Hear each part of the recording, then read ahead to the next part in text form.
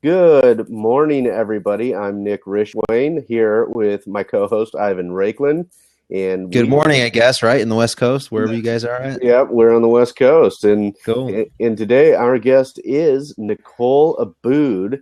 Nicole, and I'm going to read a little bit here. Nicole is the she is the host and founder of the GenWhyLawyer Podcast. She's an entrepreneur, professor, former attorney, and millennial cheerleader. Although I should note, she was a cheerleader in high school. She's not actually a cheerleader. And for full disclosure for our listeners, I am a cheerleader for Nicole. Thanks.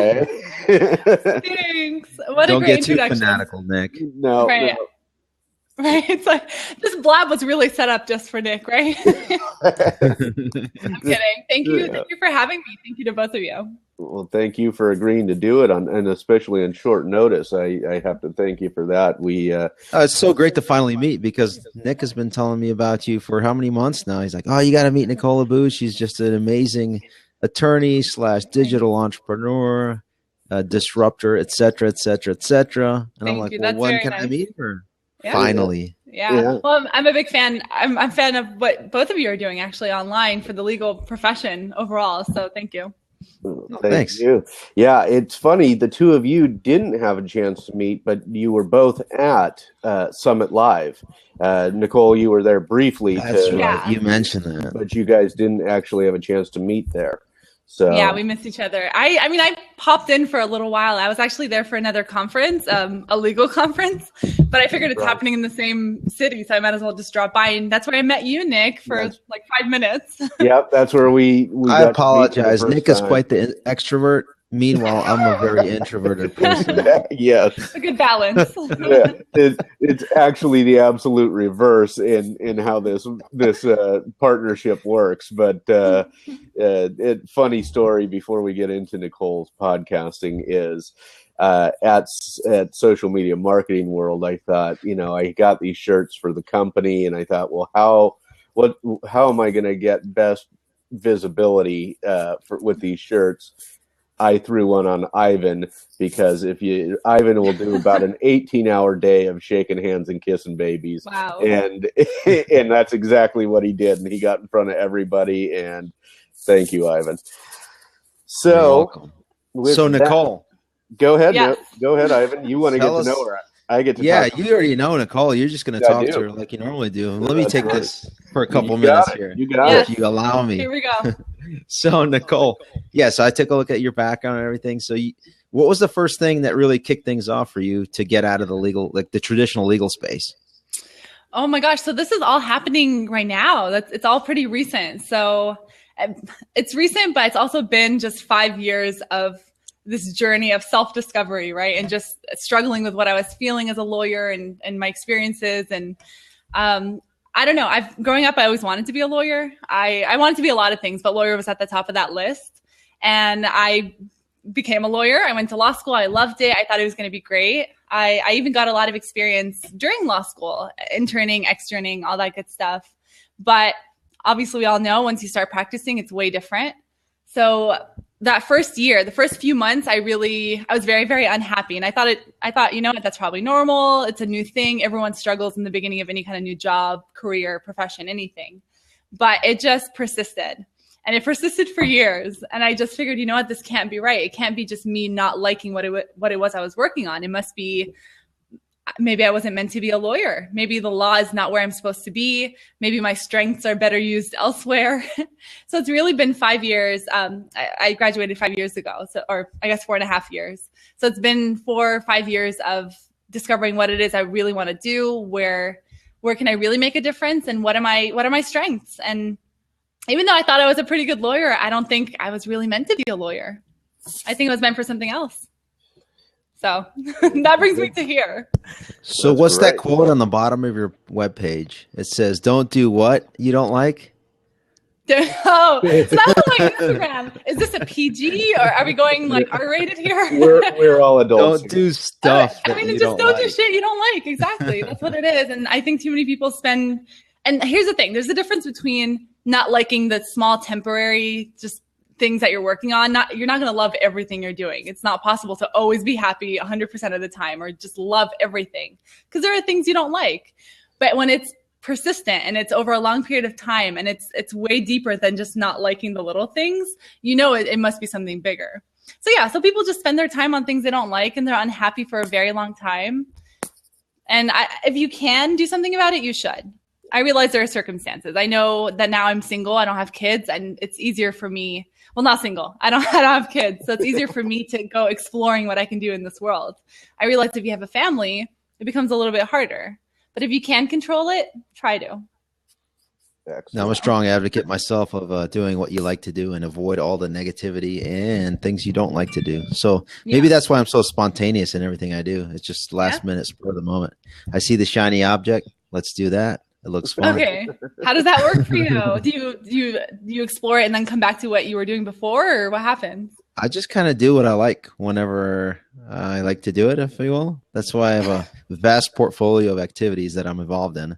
And Nick knows a little bit more about that. Yeah, that's good. Hey, if it's sustaining you, that's great. I mean, if it makes you happy and it's actually, yes, it's sustainable. Okay, good. Fortunately. That's good.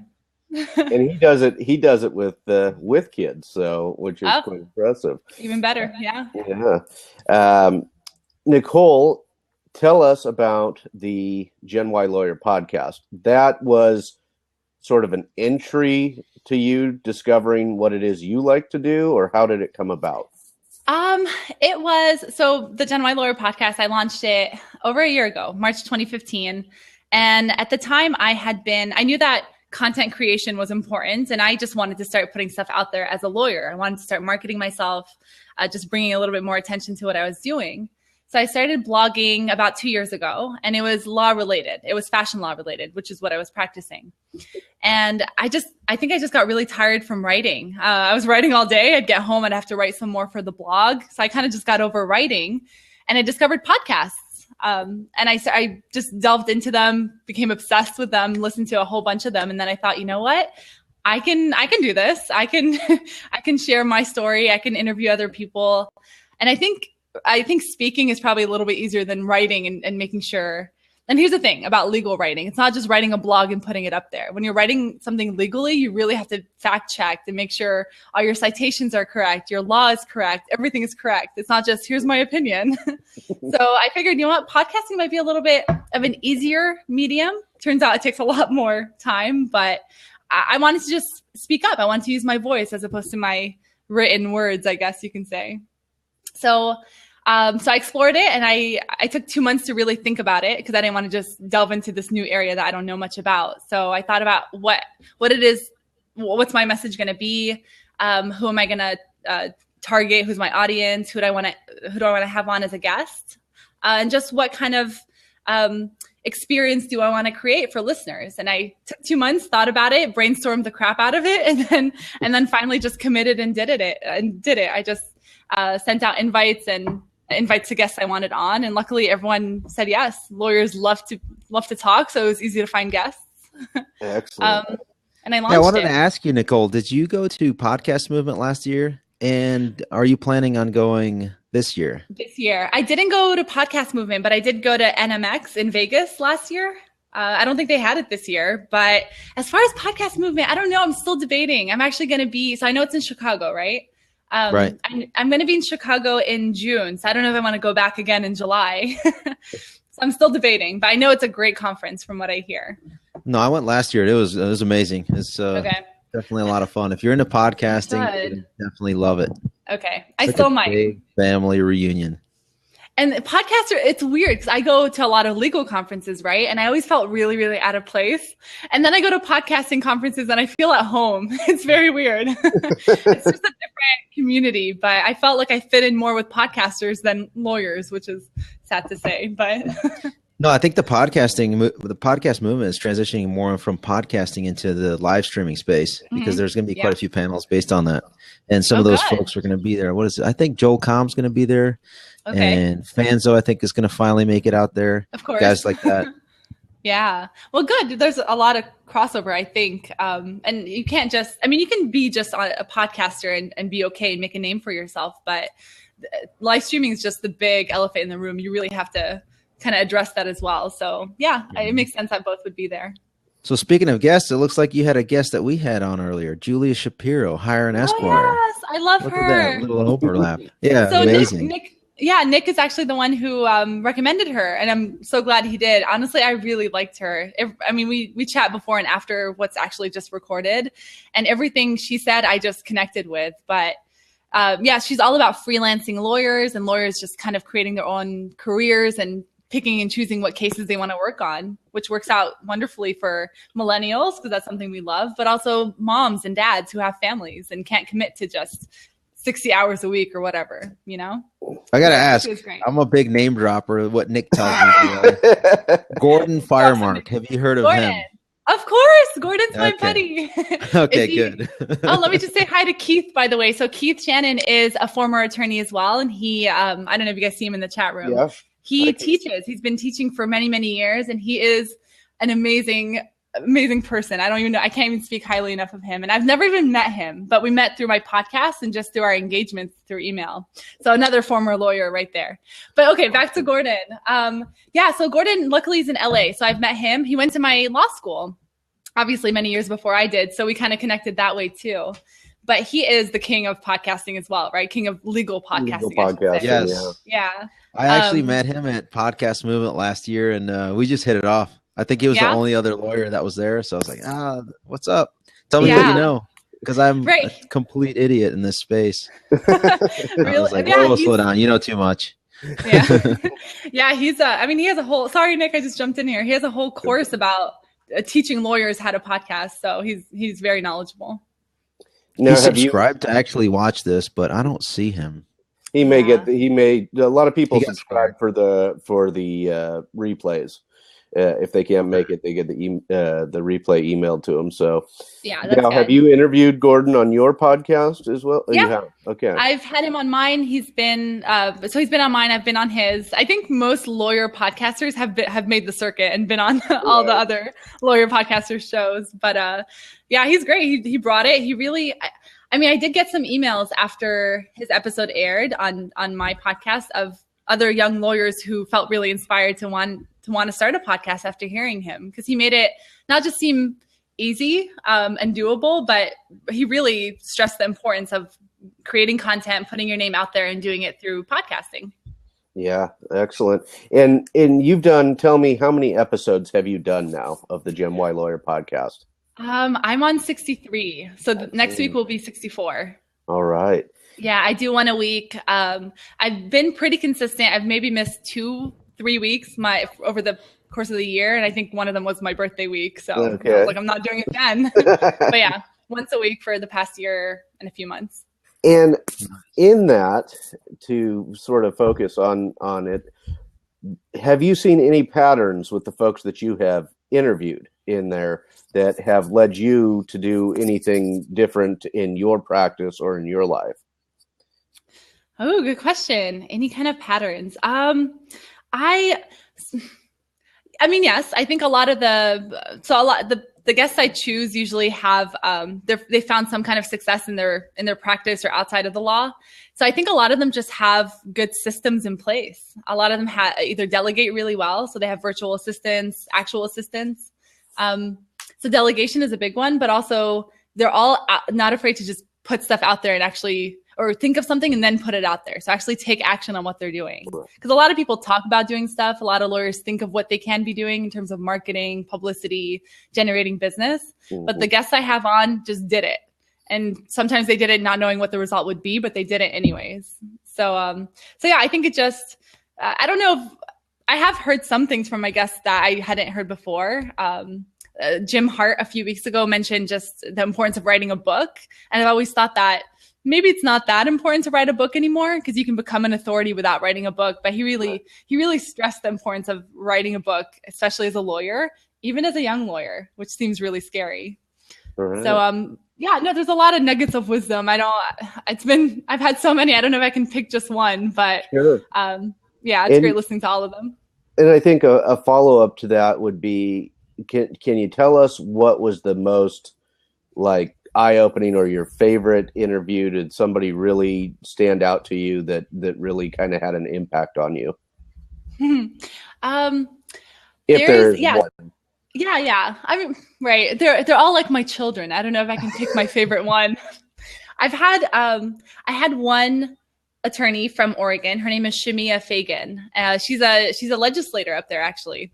And she just, when I used to ask my guests why they wanted to become lawyers, that's a question I kind of dropped a few months ago just because I just didn't ask it anymore. But I asked her, and and I remember her saying that she grew up really poor and just felt like she had no power whatsoever. Her family didn't have money. They couldn't really do much. And for her, becoming a lawyer was really gaining back that sense of power that she never had. And I don't know, there was just something about her story that really struck me, because it wasn't the typical, I used to love arguing, so I became a lawyer, or I watched Law and Order and I loved it and became a lawyer. Hers was really just more of a personal thing of wanting some kind of sense of power, and that's what the law gave her. So that one kind of stuck out. What kind of guests do you normally have? Good question. So I really go for two different types of guests. The first are lawyers, so still practicing lawyers. And they're either doing something unconventionally, so their practice is in a different niche area, like a really cool niche practice area, like wedding industry law. That's one guy I had on, fashion law, stuff like that. Or lawyers who practiced for a while, didn't like it, and decided to transition to another career. And they are finding happiness and success there. So it's for the most part lawyers, but existing lawyers and then former lawyers. Do you know Tatiana Gray yet? Have you met her? Oh, good point. No, I don't think I know who that is. I'm going to write her name down. Who is that? I think that'd be a good guest. I'll get you her contact information after the show, Nicole. She's perfect. She's a podcaster as well, former or recovering lawyer as well, and she's in the startup space. Or she's got a podcast. Do you recall the name of her podcast? She's my sister from another Soviet mother. Angel Investing Podcast with Tatiana Gray. Yeah. Okay, I'll write it down. That's okay, great. I'd love to find out more about her. And what do you guys think is a better way to say it? Former lawyer or recovering lawyer? A recovering lawyer seems to be in the lexicon right now. Yeah, that's what I use. I don't know. Yeah. I don't know if I can use that. I don't think I've practiced long enough to say I'm recovering from it.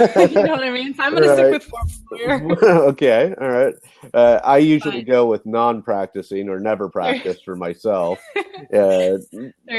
Ivan goes with recovering, but he put her Twitter handle down there for you. Thanks. Okay, I'll look into her for sure. Yeah, she's great. Oh wait, my bad. That's not it. Okay. In the meantime, go ahead. Go ahead, Nicole. Go ahead. I was going to say, I used to, so aside from those two types of guests, I also try to get guests who have good actionable advice, because I want it to be inspirational, but I want my listeners to kind of walk away knowing that they have some solid advice they can actually implement and improve their businesses and practices. So, but most of my guests usually give good advice. So Excellent. I made the correction. Let me delete the bad one. No problem. I'll write there. We go. Tot Gray ID. And if you click on it, you can see her profile. Okay. And I'll get you her Snapchat and stuff like that as well. Thanks. She's also with us in the live stream community as well. Okay. I actually did an interview with her, and I told her, you need to get into live streaming, and you need to get on Blab, and you need to get on Snapchat. She's like, oh my gosh, how do you do all this stuff? I told her, I have no clue. I accidentally sometimes press a button, and it just happens. She's like, you're crazy. You just happen to show up online. That's what I did last year. Yeah, I'm hoping I can get into Blab a little bit more. I haven't had a whole lot of time, and I always see you guys on, so I want to try to join in on a few other Blabs. Excellent. We have a question from one of our former guests and a current member in the chat here, Jay Giuliano from Pat Deck LLC. He said, have you considered talking to judges, since they are lawyers too and may have some good insights for existing and practicing lawyers, and what he refers to as departing. We're looking at Gen Y, not Gen Old timers. Right? No, I've had some guests on there who weren't millennials because we have a lot to learn from older, more experienced lawyers too. It would be silly not to bring them on and hear their advice. I've had Mitch Jackson on there. Mm-hmm. He's not the only one. No, he's a millennial at heart though. No, are you kidding me? He is. We love He's more a millennial than I am, actually.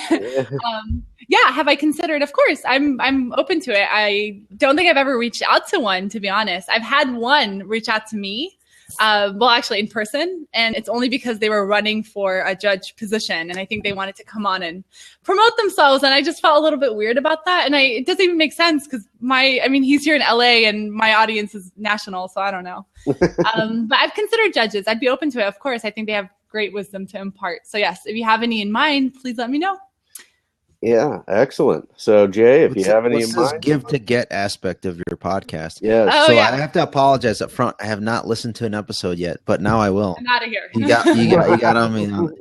So I'm gonna have to subscribe now. It's okay. I hope you find it beneficial. Let's see. The gift to get is, so that's kind of a more recent thing that I've been implementing. I'm playing around with it. I'm not sure I asked my audience how they liked it and if I should keep it, and they said yes. But basically, I got to thinking about how I personally think my generation we're very obviously social, and we're very into social giving and social good. So I figured, why not allow my guests to put out an ask? So because they spend an hour with me just giving advice, offering their free advice and wisdom and all that good stuff. So if they need to be connected with someone, I'd love for my community collectively to help them out if they can. So I just asked them at the end, is there anyone you want to meet? Any resource you need access to and that you don't have? Make your ask, and hopefully someone in my community can reach out to you and help you out. And I found that every time I ask my guests to make essentially it's a time for them to make a selfish ask, but they don't. They still just offer more free stuff on their own. So I had like Jay Fleischman, the student loan lawyer. When I asked him if there's anything he needs, he said, no, I'm just happy I can speak with anyone who needs student loan help. I'd be happy to come and speak for free at an event, which I know it helps him out as well, but he's offering it for free for Southern California conferences. So most of my guests tend to just keep giving more when I ask them to finally just be a little selfish. So I think that's telling of my generation. That's very cool. And that goes kind of hand in hand with what Ivan kind of concentrates on in the sharing economy, because it's sort of a generational, the millennial generation has been big on giving and sharing and that type of that aspect of your generation. And I'm on the border of the generation, as I think Ivan is too. I'm a little older for the generation, but it's okay. I still work out enough to almost be in that generation. I can still run fast enough. There you go. So yeah, I'd like to take this, and we go about roughly 45 to 50 minutes, and sure. And I'd like to take it, and the podcast has moved you sort of out of the practice of law, and then you're now doing some teaching, but you've also started something different. Tell us about it. Oh, sure. Yeah. So I am in the process of launching my new business. I'm hoping to fully announce it next week and have a big online lunch party, but you have to announce it here. You have to break the news here. It's not a secret, of course. But I guess let me back up a little bit as to how I even got to this point. So basically 5 years of self-discovery and just moping around and trying to figure out what the heck I need to do with my life. I figured, you know what? I really want to speak. I really want to speak on stage and inspire others and influence them. But I also want to work one-on-one with other millennial professionals who are either considering transitioning as well, like I have, and opening a business or maybe transitioning to another career. I want to help them with their branding, their business development, and their leadership development, which is also just as important. But that's something that I've kind of just became pretty good at, I think, over the past 5 years, but really a lifetime of studying this kind of stuff. So it's going to be consulting and keynote speaking, I guess. I'm not even sure how to refer to the speaking part, but speaking. Excellent. I got an idea. Here it is. Ready? Drum roll. I'm ready. It better be good. From moper to master millennial.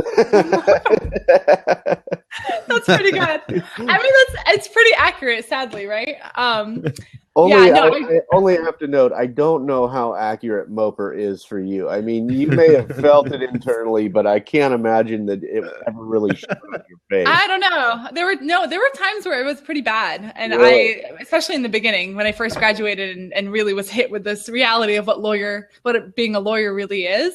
There were times where I would just go home, and I consider myself a social person, but I seriously just go home and do nothing but watch TV for hours because I just didn't want to socialize. I didn't want to talk to anyone. And I know I'm very smiley now, so you probably can't imagine it, but no, it's bad. I can't when you're not happy. Yeah. So no, there were times where I was moping, but I kind of got past that. It took a while, but I got past it. Excellent. So, but it's a good title. I'll write it down. Yeah. Ivan, did you have a follow-up on the new you're in the consulting? I guess I have a follow-up. I'm going to follow up, and then maybe you have a follow-up. But the consulting, what will you be consulting on? It will be branding and what else? Yeah, so that's so it's really going to be three main. Is it so plural of focus? Is it foci or foci? Oh, good question. Foci. I can never pronounce it, but I know I know how to spell it. Either way, I'm going to focus on three things. Okay. So branding is a big part of it. Personal branding, which is something that I've been kind of working with people on the down low for the past few years on their branding. I just never really made it a business. I never charged for it. So now I'm thinking I probably should. Mm-hmm. So branding's a big one. Just kind of how to find your voice, how to set yourself up, set up your brand image, your reputation in whatever profession you're in or whatever you're doing. Then business development. How do you actually bring in more business and all the different ways you can do it? Live streaming being one of them, right? And then leadership, just in whatever it is you're doing, how do you become the most effective leader you can be? So so the consulting will mostly focus on those areas. On those areas. Okay, good. And you have some experience with speaking already. Is that right? You've had some speaking engagements already? Yeah, I've had a good amount, but not nearly enough. I'd love to obviously get more. So I've been speaking. I mean, I've spoken at law schools and colleges just when I first graduated. People wanted to hear what it's like to be a real lawyer. Mm-hmm. So I've done small things like that. And then recently, for the past year or two, I've been doing a little bit of bigger engagements, law schools, at conferences. And I just talk about either women in the law. I talk about tech, legal tech, I guess you can say, branding, business development, all stuff that I talk about.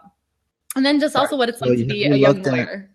I would think that you should take a look at Podcast Movement, Mid-Atlantic Podcast Conference. There's another one in DC. They did the first one last year, DC Podfest. Yeah. And let's see, in Florida, I was there a couple months ago. I guess over the last year, I've been at those three main podcasting conferences. It might be something worth your while to take a look at.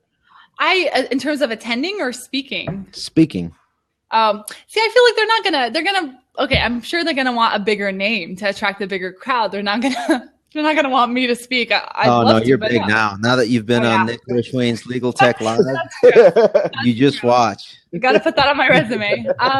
They usually go for bigger names, which is understandable. But no, I'd love to attend just as an attendee.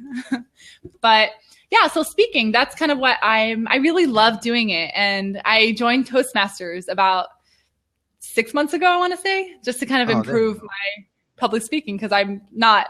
I mean, I think I'm okay, but I can get better, of course. Everyone can really improve. So yeah, I've been kind of learning all the different techniques and ways that you present. And I've always been super critical every time I went to legal conferences of all the speakers they brought on, because they were so boring. And that's why lawyers go to those things just to get their CLEs, right? But why not make it more entertaining? Why not make it an enjoyable experience? That's so it just kills me when I see bad speakers. Yeah, there you go. That's right. No, it's no secret. They're pretty boring. I mean, there are some good speakers, but I don't know. Keith agrees. Can I get an amen? Keith is giving an amen. There we go. Yeah. But it's an art. There's an art to speaking, I think, and presenting and effectively driving home your point, I guess. So that's what I'm exploring. That's what I want to do and just keep getting better at. Excellent. Excellent. Yeah. And Ivan, did you have a follow-up for Nicole on that? Yeah. So if somebody wants to be a guest on your show, how would they do that? Is there a link on the website, or what's the preferred method? So far I've just been telling people to email me, and I get requests and proposals all the time. Some good, some kind of out there, but I can write my email. So just send me an email and just let me know what it is. Just tell me a little bit more about you and what you think you have to offer, I guess, or what value can you bring to my audience. And I'd love to consider you. I'm open to everyone. It doesn't have to be big names or anything. I think everyday people have great stories as well. So I will write my email. Are you interested, Ivan? Is that what you're trying to get at? Here we go. If you would like me as a guest, I would definitely like to be a guest on your show. I think both of you would be great, actually. So yeah, expect invites soon. I haven't guested in a while, so I actually love it. It's fun. Yeah, good. Yeah, I get some requests from. So don't do this. If you ever do want to be a guest on a podcast, don't. Sending out an email is fine, or reaching out to them however they tell you to reach out to them is fine, but don't make it all about you. Make it about what you can bring to the audience. Because I've had people reach out and they're just talking about themselves the whole time, which I realize. That's why I asked what the focus of the show was, because then if there's a fit, there's a fit. If not, it just doesn't make sense. Yeah, good point. And these people clearly just do not fit into what my audience would want to hear. But they obviously didn't listen to a single episode. They don't know much about what I talk about, and they still pitch themselves because they just want to be on a show. Right. So those are the ones that I either politely decline or just don't respond to. But I usually let me listen to 62 episodes, and then I'll get back to you on that one. Is that fair? Yeah, that's about 2 weeks worth of material. So, and I do want to go back to the podcast. You at 63 episodes. Who haven't you had that you would like to have? Are there folks out there that you'd like to have, and can you share them? Oh gosh, I wasn't prepared for this question. Okay, I think I've reached, when I was first starting, I thought it'd be great to have all the big podcasters on there, like Pat Flynn, even though it's not even related whatsoever. But I was told if you have big names, you'll have more listeners. Right. So I remember reaching out to him, never heard from him.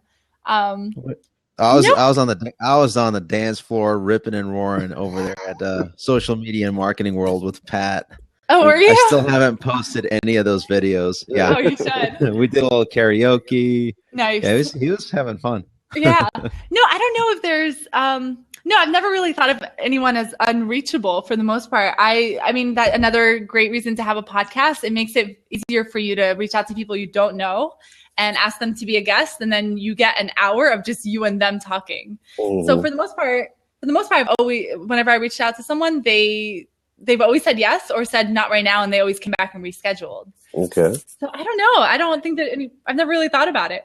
So nobody who's like on your list of, boy, I'd really love to have that person from the legal community, something like that. And if you can't think of it, not a big deal. But you did tell me I could ask curveballs. So. Oh, of course. No. I honestly no. There's no one on there that I've just been dying to have that I haven't been able to reach out to. None that I've thought of, at least. Right. I did for a second after I watched Making a Murderer. I don't know if you guys have you seen that? Yes. On Netflix? Okay. Yes. For a second, I had a teeny weeny crush on one of the lawyers, one of the defense attorneys, and I don't remember his name now, but I thought it'd be kind of cool to have him. Yeah, I think he got a lot of love letters after. I'm sure. Whoa. For those uninitiated, such as myself, what's the name of this show? Making a Murderer on Netflix. Do you have the time in the evenings right now, Ivan, to be able to watch anything for like an hour? I think it's about 10 episodes. It's worth putting in your queue. It's definitely. Take a look at that. Yeah, I don't know if you have the time in the evenings right now, but I think you'll. It's all about prioritizing. Yeah, I have all the time in the world. Yeah, you'll enjoy it.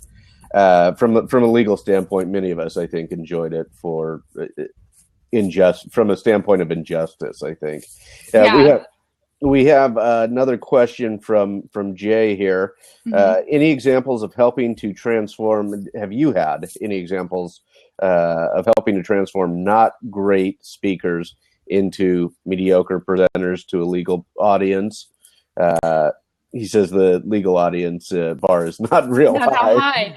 I don't know if he meant, do I have any examples of me transforming? I have ideas of what can be done. I've never helped a presenter become better at presenting. I think, and like I said in the answers, honestly, the big thing that kills me is the fact that a lot of lawyers rely heavily, or legal presenters rely heavily on slides, and they just pack those things with statutes and codes and just all this legal jargon that no one's listening to the speaker anymore if all that stuff's on the screen, right? They're just reading all that stuff.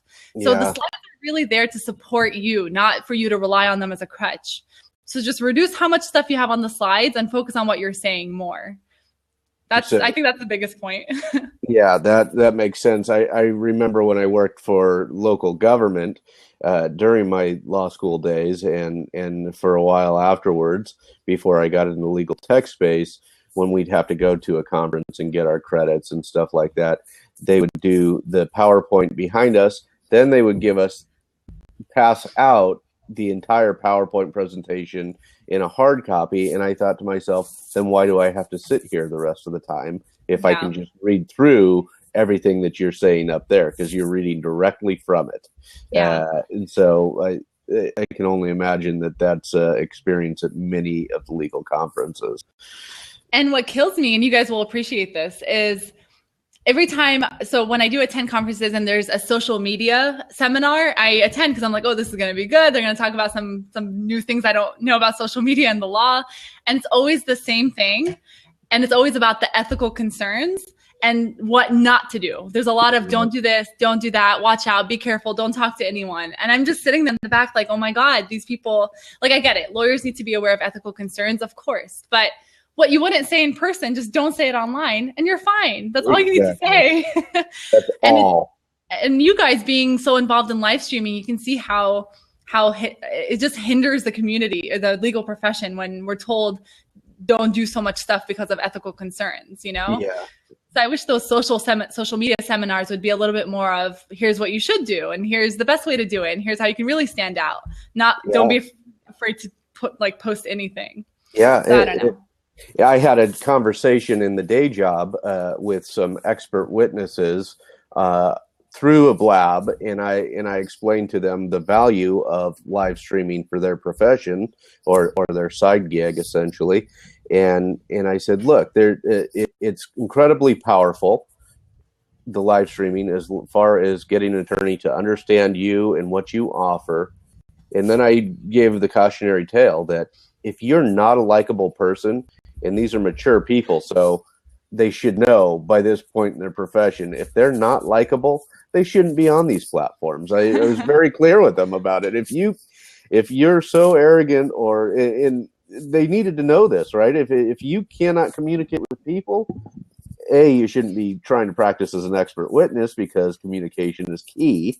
Yeah. And B, if you're kind of a jerk, at this stage in your profession, you should know that, and you shouldn't be on live streaming. And the same would apply to social media. If you're going to go on there and say things you shouldn't be saying. Well, in that case, I better sign off right now. Yeah, Ivan, you're so regularly offensive. We'll just keep it. That's funny. Yeah, very true. Just get someone else to do your social media for you if you can't. If you can't do it yourself. If you don't have the best personality, yeah. Exactly. What advice would you, in the branding for young attorneys and even older attorneys, because I imagine in my experience, many of your branding folks are going to be older who may not be social media savvy. I think that will be a target audience for you. What advice would you give to them, just simply right here, the free advice that you could give? What would that be? Starting, so I see branding as maybe a 2 or 3 step process. I think the first step is starting with yourself, just focusing on you, what you think your value is. So what's your unique selling proposition, they say, what your values are. So what is it that you hold dear? What are your goals? And then what's your voice, right? So just take some time to think about what it is that you have to offer and how you want to put it out in the world, or what message, or how is it that you want to change the world, for example. And obviously think about who you want to help in the process, right? So who's your target demographic? And once you're done with your self-exploration phase, then move into, okay, so you know what you want to say, who you want to help. How are you going to do this? How are you going to prove to people that this is the value that you have? And that's where content creation comes in. And that's all part of branding. Everything you create and put out there is working towards raising awareness of who you are and what you do. So one, start with yourself, do the whole self-discovery phase of who you are, and then start creating content. And there's so many platforms on where you can create the content, podcasting being one of them. But that's where you start sharing your story and sharing your value and helping others. So Excellent. That's a simple answer, I guess. It's a good answer. Well, yeah, very well. I got a question. Mm-hmm. So what are the tools, resources that you consider just simply amazing that you use every day in your business? Let's see. Share the goods. Come on, Nicole. It's nothing that amazing. I use Calendar. Wait, what is it? Yeah, there you go. I'm pointing at you, I think. Yeah, I feel. No, I was just saying one of the tools you use is this guy. And that's just true. simply amazing. Actually, it's very true. So Nick has become. It's very true, actually. Yeah, Nick has become, against his will, my mastermind member, my mastermind buddy. I forced him into it. There's no against the will. It's not at all. But sorry for sidetracking you there. No, it's okay.